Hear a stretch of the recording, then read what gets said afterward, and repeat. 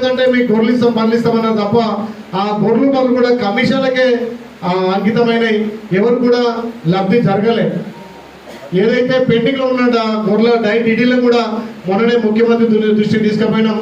గౌరవ మంత్రివర్యులు పొన్నం ప్రభాకర్ కూడా నా వెంబడొచ్చి మంత్రి గారితో టైం తీసుకున్నాడు.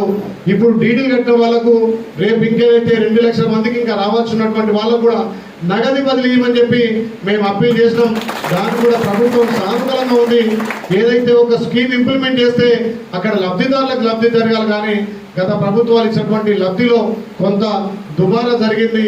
కమిషన్లకు ఇన్సూరెన్స్లకే పోయినాయి కాబట్టి వాళ్ళకి ఎక్కువ లబ్ధి జరగలేదు.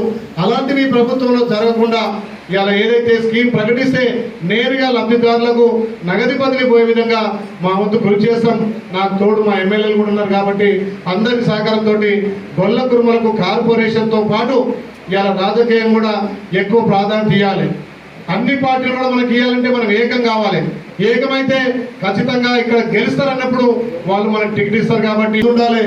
చదువుకున్నప్పుడే అన్ని తెలివితేటలు వస్తాయి. అప్పుడు ఆర్థికంగా రాజకీయంగా ఎదగడానికి ముందుంటుంది. కాబట్టి ప్రతి ఒక్కరం ఎవరైనా మన దాంట్లో చదువుకున్న వాళ్ళు ఎంబీబీఎస్ కానీ డాక్టర్లు ఇంకేదైనా లాయర్ చేసే వాళ్ళకి ఆర్థికంగా లేకపోతే మన కులం కూడా సపోర్ట్ చేసి మన దాంట్లో ఉన్న వాళ్ళు చాలా మంది ఉన్నారు. వాళ్ళకు కూడా ఆర్థికంగా హెల్ప్ చేసి హాస్టళ్లలో ఉన్నటువంటి వాళ్ళకు వసతులు కల్పించి ముందుగా ఎడ్యుకేషన్ ముందుకు తీసుకపోతే అన్ని రంగాల్లో ముందుకు వస్తాం. కాబట్టి నేను గెలవడం అనేది మన కులం ఐక్యతకు ఒక మారు పేరుగా రేపు వచ్చే ఎలక్షన్లలో కూడా అందరం ఒక తొలిమెట్టుగా ముందుకు తీసుకుపోయి ఇక్కడ ఉన్నటువంటి స్థానిక సంస్థలు కానీ MPTC, ZPTC, sarpanch, ZP chairman వరకు కూడా ముందుకు పోవాల్సిన అవసరం ఉంది. కాబట్టి ఏదైనా ఏ రాజకీయ పార్టీ అయినా మనం ఐక్యత ఉంటే పిలిచి మనకు సీట్ ఇస్తాయి. ముందుగా మనం ఐక్యంగా ఉండాలి.